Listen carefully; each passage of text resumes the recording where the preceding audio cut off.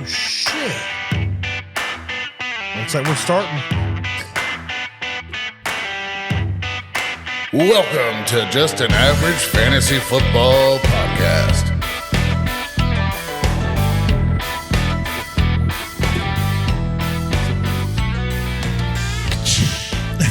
Not even paying attention. I don't know why you're showing me LeQuint Allen's scoring breakdown. Because I didn't realize he scored any points, let alone I didn't even see him on the field. Dude's got 4 points in this league. We weren't intending to start, but everything worked when it started, and then I hit the button at the wrong time, and then he showed me LeQuint Allen's scoring breakdown. I don't know what the fuck's going on. Well, like, I'm just like, how's this? He got 4 points, which isn't a lot, but it's like when you're looking for depth and trying to figure stuff out, like, how did he score 4 points when he didn't even touch the ball? I think those were special teams shits. He did. He got a special teams forced fumble. He got the recovery, and he got an extra point for being on special teams. What league is that? Hooligans. Oh, It's our home league. I don't know. I have to look into that. That's why I was pointing out. I'm like, this is some weird pointing that I didn't know could happen.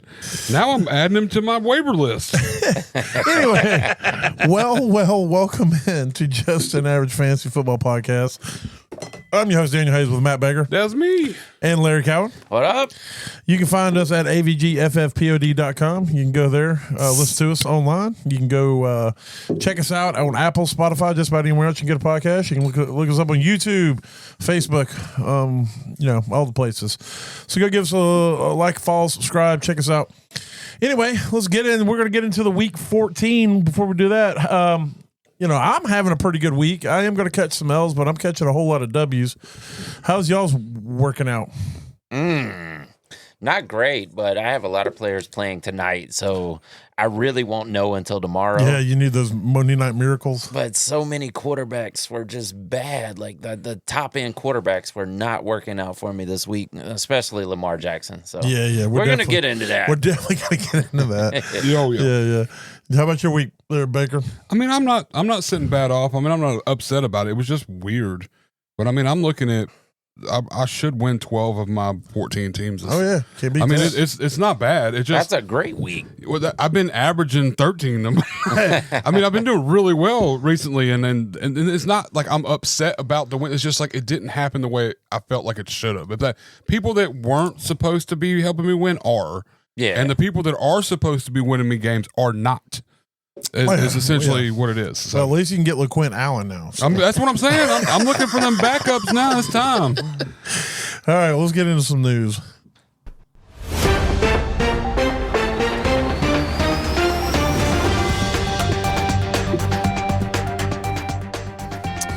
All right, well, I guess the big news coming out of the week thus far is Amon-Ra St. Brown left early. I mean, hurt a lot of people on Way Thursday. Early. Yeah, Way early. With an ankle injury. They're saying he's going to likely miss next week. The good news is it's not a high ankle sprain, so maybe we only get a week without him. I mean, he could still play this week too, so dude is a tough dude. We'll see how that goes. And then, of course, Justin Herbert dealing with a non-throwing hand injury. It seems to be the new rave with the quarterbacks of breaking their non-throwing hands. Yes. That is weird. Yeah, he's going to have surgery, but he says he wants to play, so we'll see how that works out. A few other things. Pickens was limited in practice today. He's dealing with a calf and a knee, and apparently he's been dealing with it. They just haven't put it. It hasn't been bad enough to list, so we'll see. Kyron Williams, he did leave the game. Blake Corum got a lot of work. I was pissed. I didn't realize Kyron was hurt, but apparently he had an ankle issue. But he did come back into the game and score a touchdown. And he said it feels good today, so that's good to know that. After the game, the day after the game, it wasn't all tight or whatever. T. Higgins still in the concussion protocol, so we'll see if he can get out. I mean that it wouldn't surprise me if he missed another week or two based off how bad that fall was when he landed on his head. Yeah. Drake London was trending towards playing for week 14. J.J. McCarthy, 9, has been cleared and will start next week. I guess Posner did not impress enough to take any snaps away from McCarthy. So we'll see how that goes. Aaron Jones aggravated a shoulder, the same issue he had with the shoulder AC joint. So he could miss some time. Could be back to the Jordan Mason 3 yards in a cloud of dust show.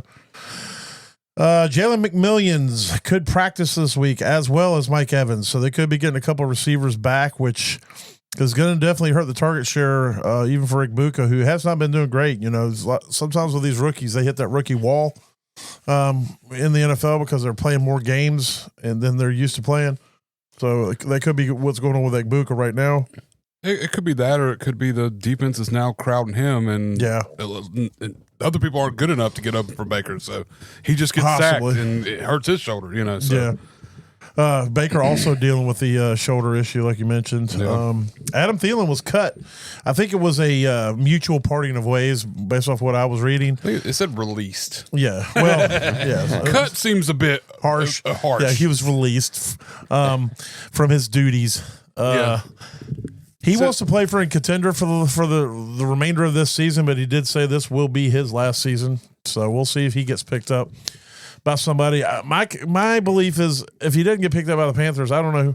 I mean, there's other teams that could use him, but the problem is trying to come in week 14 and learn an offense. Yeah. You know, he already knows the Panthers. He knows that offense. So, you know, and they are still in the fight. That's what he wants to play for a contender. And the Panthers are technically still a contender. So I don't know. I mean, I don't think he's the type that's going to rock the boat. He seems like he will be an addition no matter what, even if he's just there to bring some veteran presence. But, just the bit part. That's what I'm saying. Like, even if he ends up at like the Bills, even if he doesn't play and he's just like coaching and helping teach these people how to catch a fucking ball for once. Somebody needs to. Yeah, it'd be interesting to see if anything does happen with it. But Marvin Harrison's Jr. still dealing with the heel issue. He did leave the game early. That's what kept him out these previous weeks. So have to monitor that. And the only other thing was, where the hell did Traylon Burks come from making that catch? Look, I picked him up 5 weeks ago in a desperation in one of our in the 32-man league, and he got me like 9 points. And I'm like, he got 3 targets. He played 51% of the snaps. I'm like, awesome. And then they're like, oh, he broke his finger and has to have surgery. I'm like, what the? And so then I had to drop him because there's no reason. Yeah, we thought that was the end of him. And I figured it was the end of it. It's not going to hear anything. And then all of a sudden this week, he's not only active, but having a miraculous touchdown catch. Yeah. The only thing that rivaled that one, I don't know, Puka had an amazing fucking catch this week. Yeah. Brock Bowers' catch off the freaking ground, there was a lot of good catches. I'm trying to remember. There's another one I saw. The Puka catch was insane. The Puka catch was insane. But had the defender not touched it, I don't think he'd have caught it. Oh yeah, no, it kind of pushed it into it, pushed it over to him. I mean, but you know, in Mike Jackson's defense, he played that ball as well as anybody could. Oh yeah, that was just insane skill and concentration. Ultimately, well, that's the Brock Bowers catch. They rolled it like the announcers, everybody's like, "Oh, it's incomplete." It hit the ground, and then they went back and it's like you see him scoop it up. I'm like, wow. I'm just like, I don't even know. I think he slowed time down to get under it and grip it just right. Oh, it was fucking insane. I have contention with Mike Tirico comparing the Traylon Burks catch with the Odell Beckham catch. No, that's the worst thing. Nobody should ever do that. He was trying to say it was better. Look, I'm not big on Collinsworth, but at least he was like, no. Look, I get it. They were both one-handed catches. Yeah. But Odell's was like a 50-yard bomb he had to not only make that catch one-handed, he had to keep both feet in bounds and still score the touchdown. Well, and he did it 6 feet behind him. Like it wasn't like he just jumped in the air and caught it. Yeah, there's no better catch I've ever seen than that catch, personally. I guess what it might be like if you see somebody who run fast every day, and then you see somebody that doesn't run fast, they're the same person now. You know what I mean? Like that's why. Listen, that's like I've always said. If you just stay kind of mediocre or a little less like average, whenever you do rise up and do something, people are impressed. You're amazing. Like you can just do something really normal, and everybody's like, "Holy shit, look at this guy!" But eventually, that's what happens with like Puka. It's like, oh, he just did another one. It's another one. But then Traylon Burks does like, did you see it? Just as good as Puka's catch? Matter of fact, if Puka would have missed that catch, everybody would be like, "What the fuck are you doing, dude?" You know, Daniel Jones is damn near Mike Vick. Exactly. Just saying. Yeah. Perfect example. Yeah, that's exactly. Perfect example. You come out of nowhere and have good catch. Yeah. And all of a sudden, it's But I wouldn't be surprised if Traylon Burks does turn into a usable asset. Something. Yeah, I mean, the dude had skill in college. He was a number one. He was drafted 18th overall. Yeah. He was elite. He's a at big Arkansas. body. I mean, he's It just he could be revitalizing. He finally getting a chance to showcase his skills. Mm-hmm. Now, he got his asthma under check, or what was it? He had problems with breathing problems and stuff. That's what everybody kept saying, hindering him and was keeping him back. I think it was. I think part of it was Mike Vrabel didn't like him. For one, Apparently not. And I think a huge part of that was because Mike Vrabel didn't want them to trade away AJ Brown. Yeah. He was pissed. So I think there was a little bit of that he was catching inadvertently. Like, that wasn't his fault. It wasn't Traylon Burks' fault. But we already know Vrabel ain't big on rookies to begin with.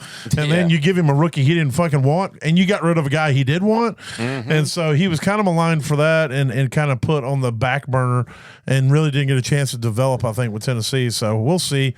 And then Tennessee's kind of the place where everybody goes die anyway, you know? Apparently so at this point. Yeah. So, but yeah, I mean, he's definitely somebody worth monitoring, and if he's available in any of your dynasty free agency, you need to go snatch him up. Mm-hmm. All right. Well, I think that's it. We'll roll out of that into some top performers.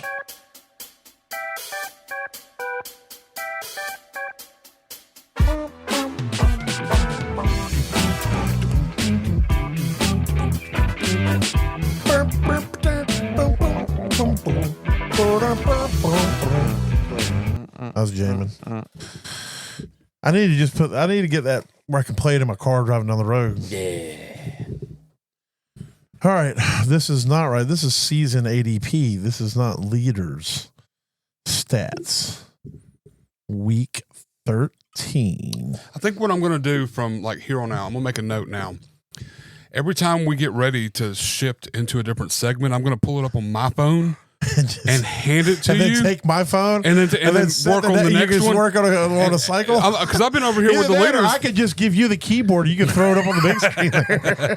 I'm pulling it up. It's been on my phone. I've been looking at leaders for an hour now. I had it pulled up and ready to go, but then I got sidetracked looking up other stuff. Anytime you leave sleeper for 36 seconds, it resets they everything. reset everything. Yeah. It's, and then they got 14 different updates after you leave for 36 second seconds. you leave. Yeah, it's like, oh, you need a new update.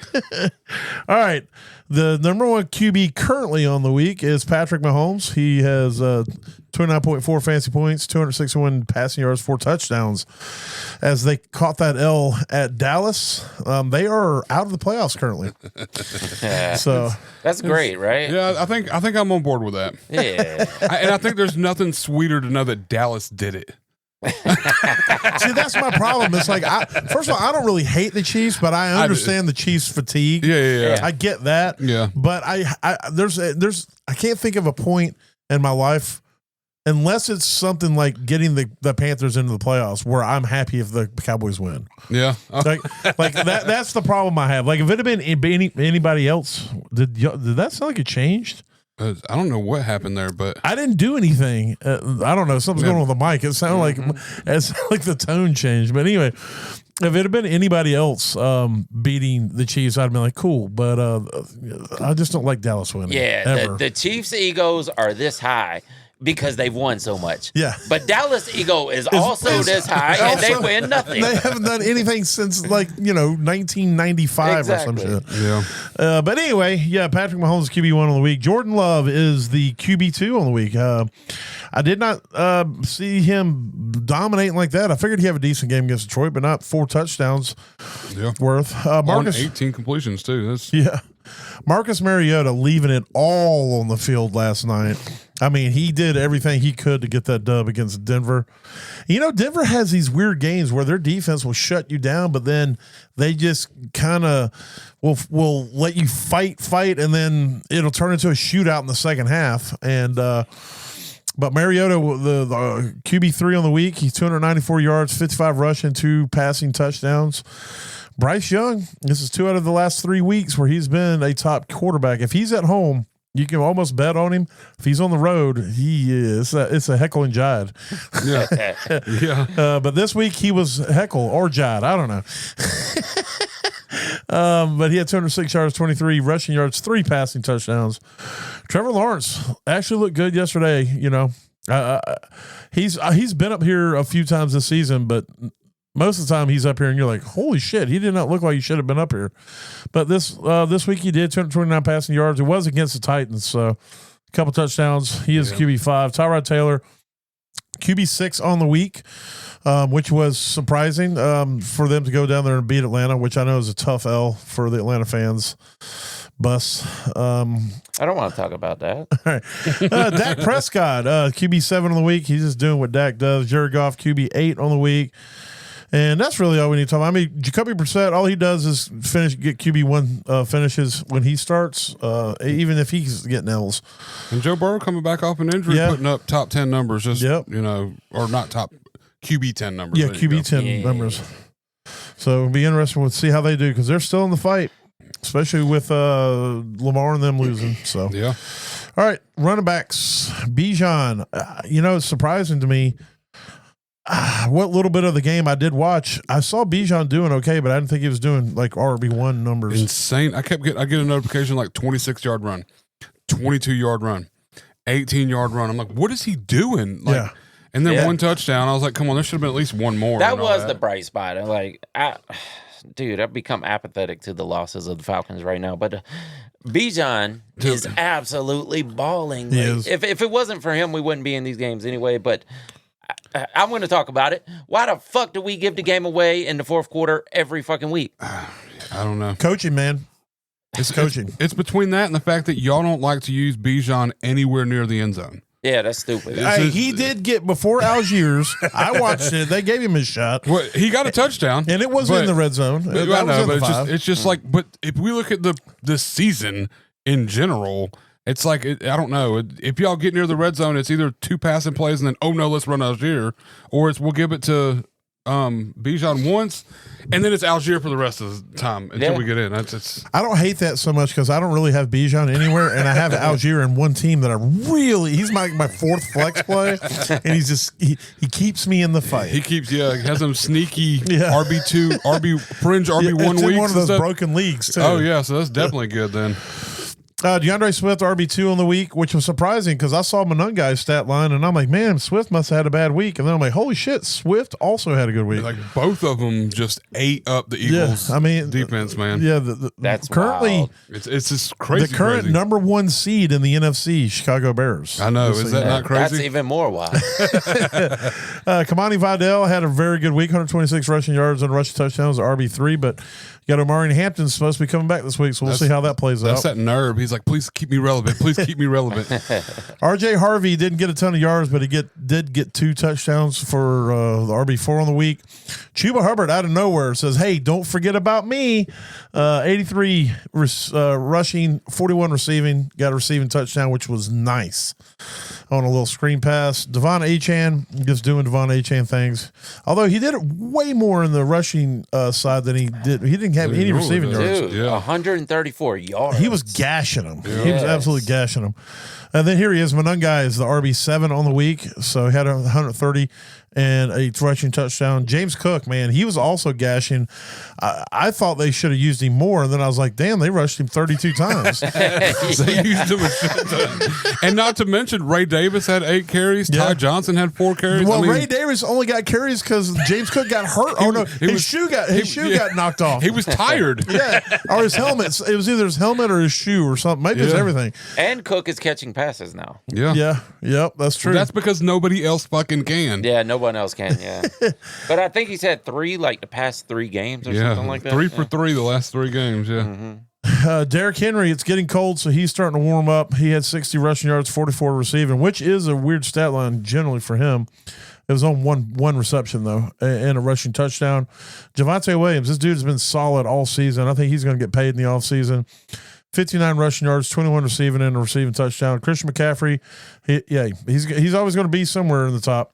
53 rushing yards, 21 receiving, a touchdown. That's pretty good against the Browns, though. You got to kind of that's good numbers against the Browns. Zonovan Knight, coming off the injury, had a good week for you if you had to play him. Bucky Irvin, first week back finally, and he was right back in the swing of things, doing what he does.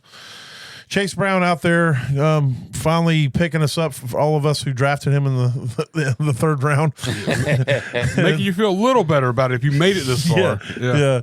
And then Brees Hall finally getting heavily involved. He should be more involved. This team, the Jets are so weird, but he did what he had to do this week and gave you a good week. Moving on to wide receivers, A.J. Brown. When Philadelphia gets scored against, A.J. Brown has good weeks, seems like. But he had 10 receptions, 132 yards, 2 touchdowns. Rashee Rice, man, this dude is absolute animal. 8 receptions, 92 yards, 2 touchdowns. Dontavian Wicks finally figured out how to catch the ball. Who? John Wicks. John Tavian Wicks. John Tavian Wicks. Wide receiver 3. I like that. I like John Tavian Wicks. Wide receiver 3 on the week with 25 fantasy points. Jameson Williams, when Amon Ra went out, they said just throw it to Jameson. Yes. He had like a 37% target share. In that game, he had double-digit targets. I think it was the first time he's ever had double-digit targets in his career. But he caught 7 of them for 144 and a touchdown. CeeDee Lamb getting back on the swing of things, remembering that his hands are not made of stone. And he caught 7 for 112 and got a touchdown. Adonai Mitchell finally able to make some catches. Like all these Stonehand guys finally made some catches this week. Right. 8 for 102 and a tud. Devontae Adams. All this guy does is catch touchdown passes. It's elite, man. He is elite. I can't argue with it. I mean, he leads the NFL in receiving touchdowns. I was laughing so hard after the first touchdown. I'm like, this guy just literally does nothing but wait in the end zone for Matthew Stafford to throw to him. There's something about how he gets position or what he does off the ball that makes him like their first read. Most teams' first read when they get inside the 5 is we're going to hand it off. Yep. They're like, fuck that. We're throwing to Devontae and then we'll run the ball. Then we'll run the ball if it don't work out. Yeah. Oh, 4 receptions, 2 receiving touchdowns. Yeah. That's almost every game. Yeah. Oh no, Yeah. I know. He's breaking records. It has to be. Yeah, He's currently got 1, 2, 3, 6, 7, 8, 9, 10, 11, 12, 13, 14 receiving touchdowns. In the last 7 weeks, Yeah. he has 5, 6, 7, 8, 9, 10, 11. He has 11 touchdowns in the last 7 weeks. Yes. That's insane. Yeah. And he's only got, I need to look at, let's pull this up. It's got to be on the fewest amount of receptions. He's got that. 52 receptions for the year and 14 touchdowns. I don't know what that percentage is, but it's high. It's a third. Well, so 14 times 3 is 42. So a little over a third. So let's call it 36% of his receptions are touchdowns. That's wild. The only thing that would scare me is the regression that should take place, but that's one of those things you ride the streak while it's hot. But looking at the remaining season, I mean, Arizona's not going to stop him in the end zone. Detroit's not going to stop him in the end zone. Seattle might. Atlanta's not going to stop him in the end zone. Not throwing to. This guy's going to get 2 more a week the rest of the season, except for against Seattle. He might get 3. Devon Vele out of nowhere. He had a really good catch in that game in the back of the end zone, but he was 8 for 8 for 93 yards. This is 2 weeks in a row he's been targeted more than 7 times or 7 times or more. He's playing with him. Intriguing. It's very intriguing. But yeah, he's the wide receiver 8 on the week. Wide receiver 9, Terry McLaurin, straight off of the IR, straight into 7 receptions for 96 and a tud. Hell yeah. Nico Collins said, I can't score a touchdown in the air, so let me run one in on the ground. And then he also caught 5 for 98. Jacoby Myers has been a welcome addition to the Jacksonville Jaguars. He's just a very reliable guy over the middle. And goodbye, Parker Washington. Yeah, Parker Washington's about to fade away into obscurity. Unless Brian Thomas just keeps being cheeks, which he was this week again. Well, in week 9, Jacoby Myers had 6 receptions against Jacksonville. Yeah. Since he's joined Jacksonville, he's got 6 targets every game. They're like, that's a sweet number. Let's just throw it to him 6 times every game, and he's going to get touchdowns here and there. So, Christian Watson, one of my better pickups of the season. He had 4 for 80. It did take 10 targets to get him to that 4, though. but there's a lot of them were way downfield bombs, so you give a little bit of a leeway for that. But he did get a touchdown. Alec Pierce, 4 for 78 for a touchdown, and that touchdown he took that ball. Oh yeah, he did. Yeah, he manned it in there. Jalen Coker, we talked about him a couple weeks ago. Somebody you need to keep an eye on. He was 4 for 74. Also caught a really nice touchdown for the Panthers. Cortland Sutton finally getting involved in his offense. 5 for 62 and a touchdown, and wide receiver 15 on the week. All right, tight ends. Brock Bowers. That guy is a grown ass man. Yes. And he looks like a grown ass man. Like that dude. Yeah. He needs to shave his head. 22 years old, and he looks like he's 40. Yeah, he looks like he's 45, and he's got 3 kids and 2 divorces. Yeah, he might have those, but he's only 22. Wait till Gunnar Stockton gets to the league. He's gonna look like he's 50 by the time he hits. Well, I don't know what goes on in Georgia, man, but they're stressing these dudes out. Dude, they need some Rogaine. But he said Rogaine. How about dang, I was trying to yards. Just game. Move on. Yards game. There it is. Just move on. 4 receptions, 63, 2 touchdowns. Rogaine. Trey McBride, 8 for 82 and a touchdown. Dude is an absolute animal. Zach Ertz getting back in the mix of things. 10 for 106. Tight end 3.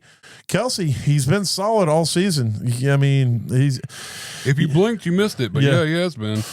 He is currently going into tonight. He is the tight end 2 on the season. So which just doesn't seem like that. Because he was so bad for like the first 6-7 games. And plus, I don't have Kelsey really anywhere because I've been I moved away from him because worried about he age. wasn't bad. He hasn't been bad all season. Really? No, I mean his worst game really was week 3. He had 4.6, and week 7 he had 6.9. Other than that, and then week 12 6.4. I mean, that may be it too. 5 was pretty good based off his last season. I mean, but he hasn't been putting up numbers obviously like McBride or Bowers. But he's been solid enough that he hasn't killed you. Rarely, his consistency has been very good. Brenton Strange, I mean, only took 3, but he's 345 and a touchdown, tight end 5 on the week. Kyle Pitts, surprisingly, back in the mix, but they did play the Jets. The Jets were pretty tough, or pretty shitty against tight ends. 7 for 82. Cole Kmet, 3 for 36 and a touchdown. And Evan Ingram actually led his team in receiving, 6 for 79. On 9 targets. That's the most he's had all season was 9 against that game. I was like, why does he keep throwing the ball to fucking Evan Ingram? I dropped him last week. Yeah, me too.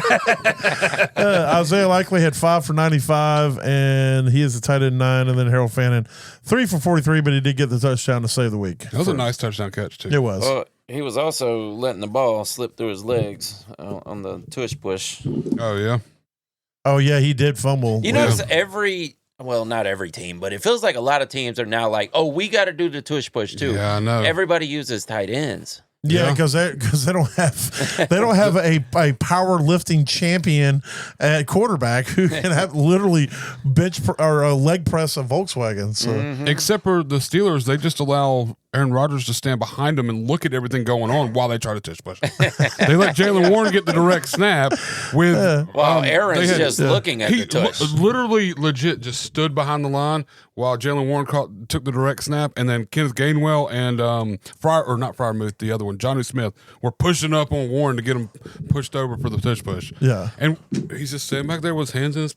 As you want. He's 873 years old. I want his ass to be on the field. And he's also wearing a cast. Why even be out there? Is there a rule that your quarterback has to be on the field? Maybe they just couldn't line him out wide. That would have been really fucking people up if they'd put Aaron Rodgers out to the side and then ran. Nobody's going to cover him. That's what I'm saying. Most of the teams that run the tight end and the tush push send them out wide in like a wildcat. Yeah, that's what I do. I'd send out Aaron Rodgers, especially out wide, like put him out there on the side of the field. I can tell you, I don't want my quarterback running up and pushing anybody. So if I'm the team, I would rather he stand back there with his hands in his. I personally would get him off the field. Mm-hmm. Yeah, because now we're just a man short with you doing nothing on the field. That's my thing too. Why not have an extra? Well, I mean, that's what the Wildcat is. The Wildcat sends them that they. If you watch most Wildcats, the quarterback just stands there when they hike the ball. Yeah, well, that's what I'm saying. I just don't understand. It doesn't make sense to me. Why not use that to, like you said, have another position player in there that can make if it doesn't work, have something else kind of, you know what I mean? Like nobody does that, so I know that's why it would be why. That's what we're arguing. They do that, but it doesn't make sense. Like I'm sure there's a reason for it. I can understand wanting to send him out wide because at least sending him out wide forces a defender to have to go out there with him. It runs the risk of it, but I mean, in case you run a Philly special or something. Yeah, well, exactly. if you send your quarterback out wide and they don't send a defender, then you're not running a tush push anymore. You're just going to hike it and dump it to him and let him go. You should, and that's what you should do if they don't. I feel like block it up for a tush push. Then in a case like Aaron Rodgers, they're not even going to do that if nobody's covering him. He could be wide and nobody's going to cover him. No, and they're he's not still gonna going to run. do a tush push.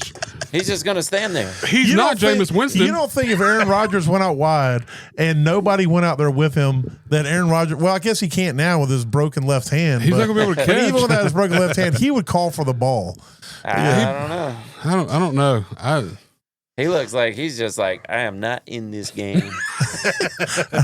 I think y'all didn't see him yesterday. Look, I'm not an Aaron Rodgers fan, but I think y'all being too hard on him. His face was busted up. He was literally bleeding. Yeah. Oh, yeah, He's playing with a cast on his left hand. I mean, the dude's. I mean, they aren't winning, but he's at least. If he was just there to be there, he would have just went as soon as he broke his hand. He'd be like, "Put me on the IR, bro."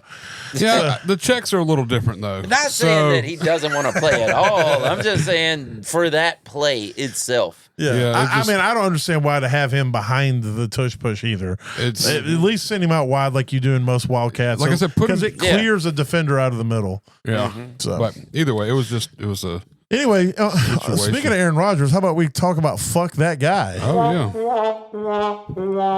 I'm sure you got some ones you want to throw on the grill over there and cook up. Yeah, me? Yeah. Oh, absolutely. Who you got? Lamar Jackson, once again. Yeah, but you know what? This should just be the Lamar Jackson quarterback. Fuck that guy list. Yeah, it should be named after him honorarily. 6.5 points, and at this point, it's almost like, is Lamar not available for this list anymore? Has he been that bad? Does he move to the streaming category? At some point, you don't expect him to be good anymore. It's an interesting conversation to have because you're starting to get ready for the playoffs. Exactly. Yeah. His record, like if you look at who he's playing, they're supposed to be plus matchups. Yes. But he's not doing plus work out there. No. And so it's like, do you bench him? And you know, I mean, I would say if Brissett's available, yeah, but at this point, who do you bench him for that's available, you know? Yeah. I You mean, gonna if bench you're him in for Tyler Dynasty, Shuck? hopefully you're fine, but You know? yeah. You're going to There's bench him not a for, lot. you're not going to bench him for Tyrod Shuck. Taylor, You know, it's like maybe Tyrod in a plus matchup. maybe Cam Ward. Yeah, see, not me anymore. Cam Ward can jump off a building. I played him this week because I thought he was going to be good, and he me too. cost me a game. But damn near as good as Lamar Jackson was. I mean, Geno put up 14 Cam Ward, points I'll have against you know, Cleveland. Cam Ward scored 0.2 less Damn near. than Lamar. I mean, like, I don't want to say it, but I mean, Geno doesn't have a great matchup, but at least against tough defenses, he still throws the ball 40 times. You want to hear something? Shedeur Sanders would have been better for you these last 3 weeks than that's playing wild. Lamar Jackson. Oh, no, I know that. So Yeah. would Geno. Geno put up 13, 14, and 12. Yeah. So, and Lamar didn't break 8 any of those 3 He games. broke 10. And he had easier matchups, is what I'm saying. Lamar has to play Cincinnati again in 2 weeks. Yes. And if he looks anything like he did, I'd play Geno in 2 weeks against Philadelphia before I play Lamar against Cincinnati. I have him in one redraft that I'm competing with, and I'm starting to look for other options. Well, and if they lose anymore, they're going to be out of playoff contention anyway. Yeah. Yeah, and So and at what obviously point he's does not he healthy. just give up? Well, yeah, that's the other thing is once they're out of playoff contention, do they just shut him down because it's clearly that his toe is still bothering him. Yeah. And if it's not still bothering him, then what the fuck is bothering him? Well, early in the game, he took off for some runs, and even the announcers are like, "Oh, look, he's got it back. He's good now." And He's on pace to run for less than 300 yards for the season. Kirk Cousins plays Tampa in Week 15 and Arizona in Week 16, and I'd play him over Lamar in those 2 matchups. How did he do this last week? 13.3 points. I'd love that. That sounds amazing. Like, we're thinking, like, who do you pick up off waivers instead of Lamar? But there's that's guys true. out here that are doubling his score against tougher defenses. But the problem is that Lamar can go nuclear. Oh, yeah, no. And then you're not going to like it. It's going to be a thing you got to do. And that's the thing that'll happen. It's like you suffered these last 3 weeks. The week he goes nuclear, you'll have him on the bench with Kink putting up 12 and costing you a game.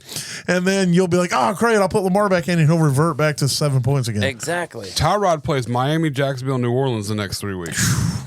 I mean, like, man. And he put up 21 this last week. He was in top performer. So it's like there's people out there that you can take a risk on if you just want to put your balls on the table this week. So, that's what I'm saying. I mean, you just got to put your balls out there. You got to decide whether you want to swallow your pride and take your first or second, third round early quarterback pick and run with him the rest of the season and take your L, or grab one of these shitty quarterbacks and put them out there. Well, here's what I'd say: if you're not like the problem is if you're a team that needs a win this week, then you, like you said, you're gonna have to put your balls on the table and trust Lamar. If you've got a team that's already in, maybe you can leave Lamar in and see what happens. But I would say this: if he shits the bed one more week in a row like he has been, you're going to have to make a hard decision for the playoffs. You can't ride into the playoffs with a guy that hasn't broke 10 fantasy points in 4 straight weeks. 4 weeks. Yeah. This waiver week would be super important with grabbing somebody you trust the schedule for playoffs. Yes. You need to go ahead and grab a quarterback or 2 quarterbacks even. Yeah, you want a choice on, in case of an injury or something. Or grab 2 streamers. As bad as it is, you can't drop Lamar. Yeah, no. But it's like figure something out to where you got to have that backup. And there's options. Like I said, King's got kind of a soft schedule for playoffs. Tyrod Taylor's got a pretty soft schedule for playoffs. You run the risk of, we're going to throw Justin Fields back out there again, but I don't think they will. But they just, who knows what the Jets are doing. But I've got him in your league, Hanky Panky, and that's a 3 quarterback league. Yeah, and it's crazy quarterback scoring, and he still ain't breaking 10 in that league. And I just dropped Joe Burrow. Oh yeah. Now for anybody that's like, who you just dropped? Yeah, there's only 4 bench spots, and we can only carry 4 quarterbacks. I got it, and I already had 4 quarterbacks. Yes. I got it tight in this league, man. And you got to play 3. You can only carry 4, and I was forced. I had to pick between Burrow or Jackson Dart, and I was like. Yeah, I was going to drop Burrow, but I should have dropped Lamar. Is what I should have done. And kept Burrow. Yeah. Anyway, there's that. Who else? You got anybody? Any other quarterbacks you want to throw out there? Yeah. Well, I don't know if they really belong on the list, but Tua and Cam Ward. Cam Ward and me have a personal vendetta because he's going to cost me a win and possibly first place in our home league. Well, he got me a win the week before, so I'm like, well, instead of dropping him, I'll just ride with him for one more week. Yes. Yeah, and he had a plus matchup against Jacksonville. Jacksonville has just been handing out QB1 performances like freaking candy on Halloween. And except to Cam Ward. Yeah. He pushed a plate out in the middle of the field and took a dump on him, man.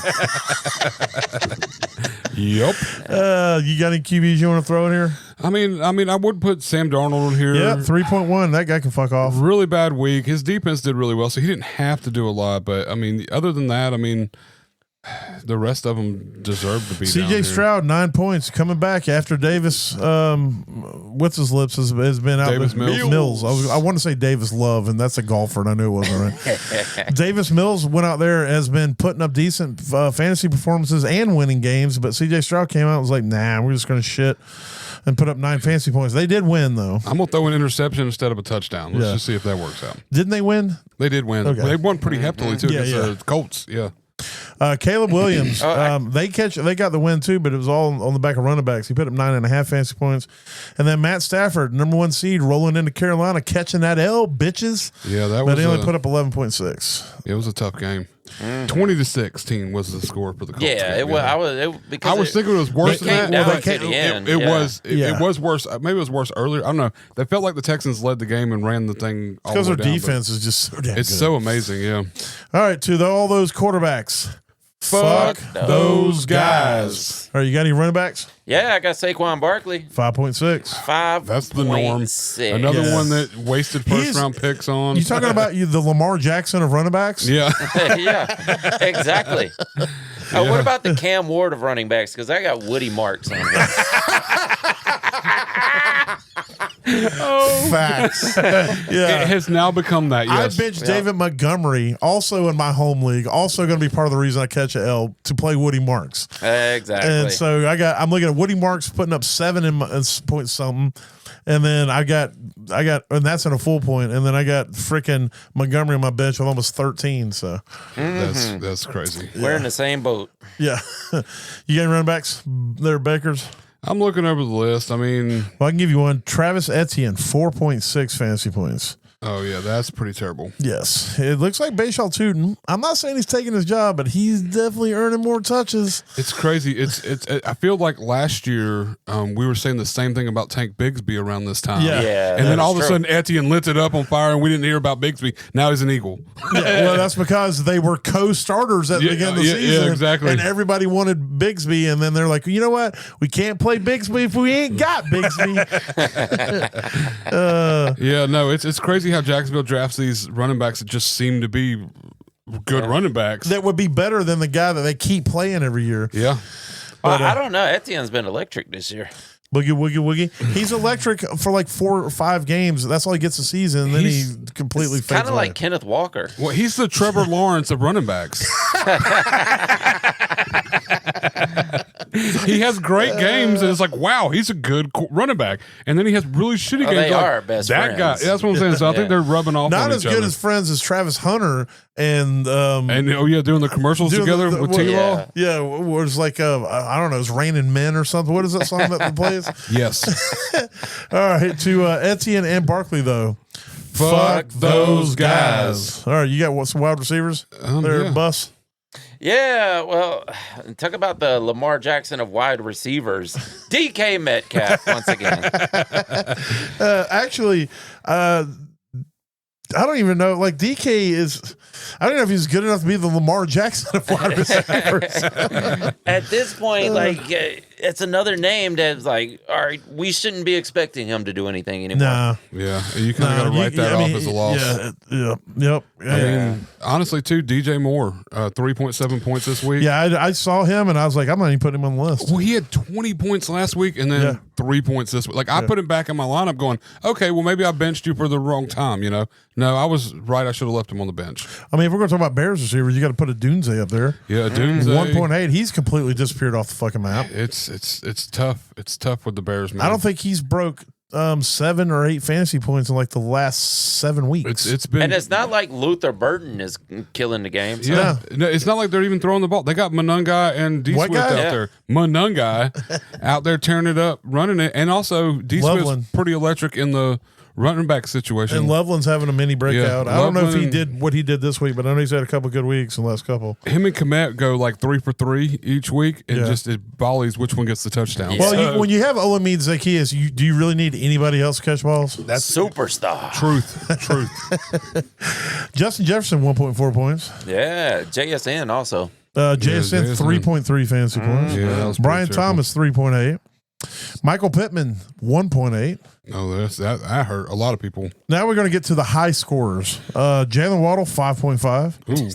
Jordan Addison, 6.1. And Emeka Egbuka, 6.2. All those guys killing fantasy squads getting ready for the playoffs right now. That Ibuka breakout just took a dump. Yeah, I really think it's that rookie Wall. I think he's hit it. Yeah. So we'll see. But to all those wide receivers, we will say, oh, you got more? Justin Jefferson, 1.4 points. Yeah, I got he it. caught We it. caught it. Oh, you called that one? Yeah. How did I miss that one? I was like looking for his name down the list. That's and I'm why. like, I know. You were looking instead of listening. That's probably what it was. I wasn't even paying attention to what y'all were talking about. Anyways, That's all, how I roll. all those wide receivers.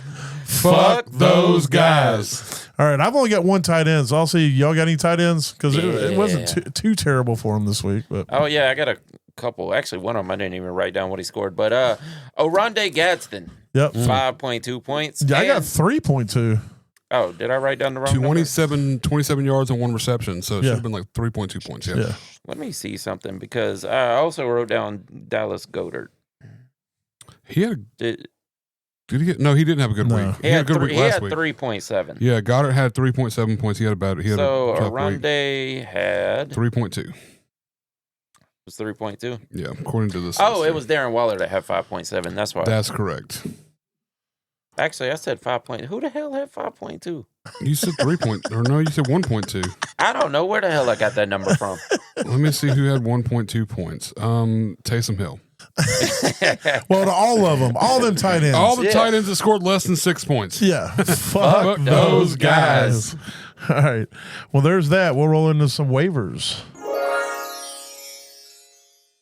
All right, I'll go ahead and let y'all hit on the waivers, and if you don't hit on them, I'll talk about them. Mm-hmm. Well, if you want a running back, look for Devin Neal. It wasn't a spectacular week this past week, but he got the work. Yeah. They gave him the touches. And going up against Tampa Bay next week, 25th against running back, this is a prime spot for a breakout for a rookie running back. Yeah, and a division game. So I like that. Plus, Tampa's really soft against the pass. So if they start getting some passes downfield to open the up, where they can't stack the box, it could be a really good week for Neal. He's got juice. Dude's a big back and he's got speed. So I we talked a little bit about him. Was it not obviously not this past Thursday, but the Thursday before when you had him as a bottom? So I like that. Now he's becoming a top.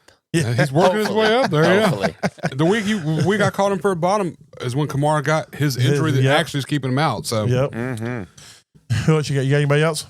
Not for running back. All right, you got any running backs? All right, I've got 3. Blake Corum, increased action the last few weeks, and we're getting into playoffs. They're going to need it, I think. And with Williams leaving the game early, I don't know what that is if it lingers. But Corum looked really good. Yeah. So. Speaking of injury, Woody Marks, I don't know if that's going to be something that lingers, but Nick Chubb is still available a million places. And especially if you're relying on Woody Marks, you need to have Chubb because if Chubb becomes the guy and he's getting 20 touches a game, I think he can get you 12, 15 points. And as long as the Texans are competing, those running backs are going to be viable. I don't expect anybody to be like a league winner. But they could be flex plays that keep keep from getting goosed or something. Exactly. And you don't want to and you got the touchdown upside. You don't want to get into playoffs and have Woody Marks and him go down for real, and then all of a sudden not have that cup. So and then Jerome Ford, and this is strictly because Quinshon Judkins looks good out there, but Dylan Sampson went out with an injury that's probably going to linger for a while. And we've seen Quinshon Judkins already this season miss time during games, and Dylan Sampson have to come in and pick that slack up. So I think now Jerome Ford he knows the offense, he's been there. I think if it comes down to an injury, Jerome Ford could be could potentially be a viable play in place of that as an RB flex play. Anyways. And deeper names. We're looking super deep now, getting into playoffs and everything. You want to kind of guard your cuffs and, take somebody else's cuff if you got space. We just talked about him, Bashaw Tootin. He's definitely getting a lot of work with Jacksonville. He's going to be involved in that offense. And he seems to be a little bit more efficient than Etienne is right now. So he's definitely somebody to hold on to. Tyler Algier. We're talking about cuffs. He is the cuff to have, him and Brian Robinson. So if either one of them are out there, but Algier's still being shown as being available in almost 60% of leagues. That's insane to me. You know what? Fuck committees, man. And then Chris Rodriguez Jr. for Washington. He looks like the back right now that's got the juice out of that backfield. He got the touchdown this week, so he's a guy. If I was going to play one out of the Washington backfield, it's definitely Rodriguez. Same. And he's only owned in 25, just under 26% of leagues. So hopefully he's out there. All right, well, you got. Before we get on, let me hit this real quick. Just so you know, buys this week, which suck to have Week 14 buys, but they're Carolina Panthers. Yep. Then the New England Patriots, the New York Giants, and the 49ers. So you're not no McCaffrey. Fuck. No Rico Dowdle. No Drake May. Theo Johnson. No Jackson Darts. No. None of Bus's ballers. No Drake May. So that's discouraging. Yep. So some big names on that last week trying as you fight. So glad I'm like 10-2 and 10-3. Yeah. Because goddamn, I'm gonna lose some fucking weeks. I'm gonna lose this week. All right. Well, who we got for wide receivers there, Bus? Look, A.D. Mitchell. If Tyrod Taylor is going to force feed him like this, it's almost like they're just like, we're just going to throw the ball to him until he catches it. Yeah, absolutely. 12 targets, 8 receptions. Yeah, I know. I think the other side is the Jets are in this this mode of we got to see what we got. They're definitely not winning things, so it's like throw these motherfuckers the ball. I want to see who's going to step up and make some damn plays. And Mechie's done good the last 2 weeks. I got Mechie on the list as well. Yeah. So. And that might be their little tag team for the future right there. You got Mechie and A.D. Mitchell out there. I need Garrett Wilson to be the guy. So if that's going to be the case, they need to get rid of Wilson. He might want out. And that's fine. Oh, yeah. As long as he goes somewhere like the Bills. Carolina. The Falcons. Oh, Carolina. But he doesn't need to go to the Falcons. I have too many shares of Drake London. So they're playing Miami this week, so it's not the best matchup in the world. But just what Garrett Wilson wants to do, leave the Jets where they can't win and get the ball to him, to go to another team that can't win and get the ball to him. Well, I did say maybe. All right, so Mechie, and then A.D. Mitchell. Yeah. You got any wide receivers there? I got like 25 of them. All right, well, let's hit them. Tesla. Tesla with the Lions. I don't know how serious the Amon-Ra injury is, but if it is on this bye week, and if Amon-Ra misses, Tesla is in. He's a slam dunk. Yeah, I think so because he played 5 passes this season, 3 touchdowns. Well, and he only plays like 8-9%. He played 88% with Amon-Ra missing this. He'll be the game, new Jameson. That's what I'm saying. Like, so this could be a big play for it. Jalen Coker, we talked about him a few weeks ago. Yep. Definitely an option to pick up. I think they're starting to spread the ball out a little more, and their offense is starting to click a little better. Yes, it's a little late. It could still make for a playoff run, but it is, for fantasy wise, it's seeming a little late for all of us who had these guys wanting something to happen. But Coker's been injured most of the season, so this is only like his 3rd game since he's come back off. Yeah, I just mean like as far as like the last 3 or 4 weeks, Bryce seems to be better. The offense itself seems to be clicking more. Bryce is definitely a second half of the season quarterback. It seems like definitely. So. And then I got Dontavian Wicks just in case. He's had 2 weeks where he's gotten pretty high target range, and there's nobody there. So I mean, somebody's got to get it. He doesn't have trouble getting open, and he always had trouble catching. It seems like if he can get that, if he gets a catching part sorted, he's going to be really solid. Just mash. The only thing I would contend against that is Jaden Reed is going to be coming back at some point, and definitely eat into that. So. And then Bailey for New Orleans. This is 3 weeks in a row. He's played over 80% of the snaps. He's gotten like 7-8 targets the last 2 weeks. He made big on this week, but if that continues, he could be a reasonable target, at least for volume wise. Absolutely. And then I put Sills on here just because if you look at all 4 weeks that Kent Cousins has played this season, he likes him. He does. He plays 80% of the snaps. He gets 2 to 6 targets every game. He's gotten 2 touchdowns the last 2 games. Even if Drake London comes back, I know that's going to happen, but I mean, I don't know. He may not come back since they're losing. Why risk hurting one of your star players more if it's not perfect, if that makes sense.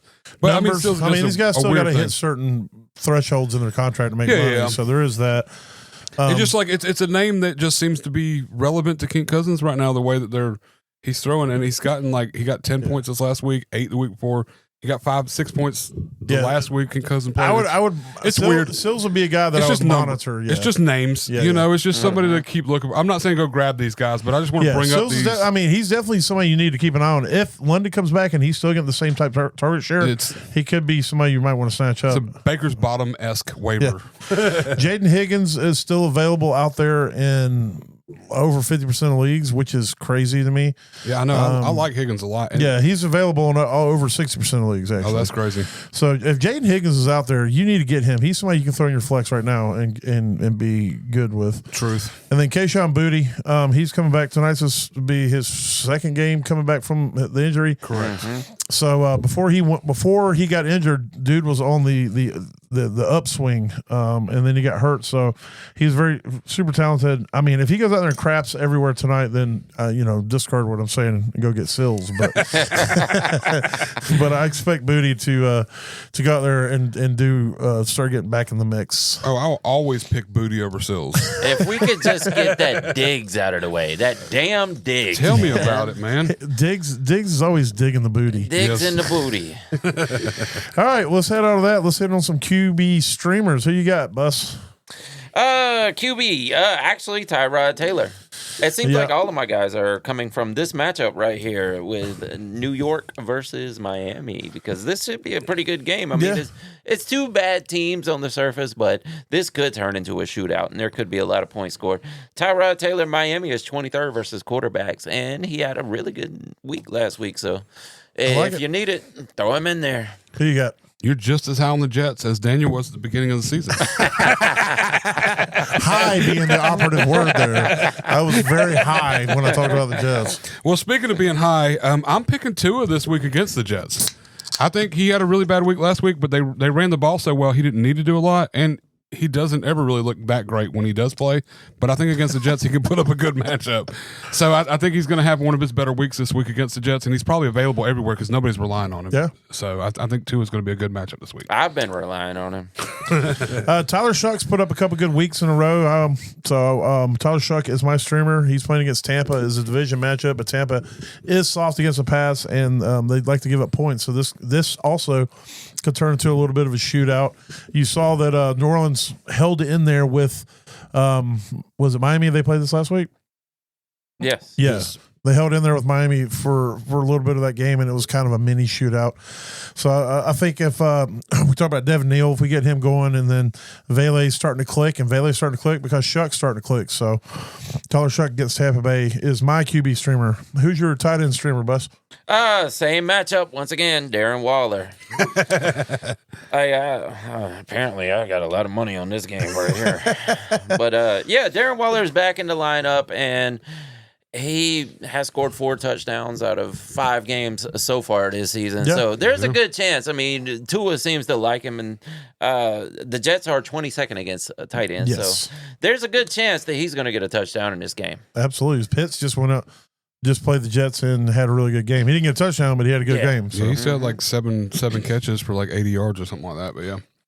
My tight end streamer this week is Harold Fanning Jr. versus Tennessee. Like it. I mean, it's only owned in like 26% of leagues, which is crazy because all these people who had Njoku in the beginning of the season should have shifted by now because Fanning is the dude there now. Yes. But I don't know. It's not pretty. I mean, like this last week, he got the touchdown, but I think they're playing against Tennessee, and I think that the Browns are going to throw the ball just to beat the fuck out of Tennessee and put a big win up on the board. Yeah. I think Shedeur needs the stats. He needs the numbers. This could be like one that we see the Lions do it all the time where they just beat the fuck out of them. It's 40 to something. They're still throwing the ball every time. Yeah. You know, so I think this could be one of those games. The little bit of time I watched the Browns game, though, Shedeur was horrible. It's all over the place. It was ugly. It is, but this is Tennessee, so it will be perfect. Shedeur looked good against the Raiders, so he can look good against Tennessee. That's all it takes. But you're Deion's kid. Run. Like, I saw him just stand there in the pocket like a deer in the headlights. That's just his one thing. That's his one of his major flaws is holding the ball and not doing Run, son, run.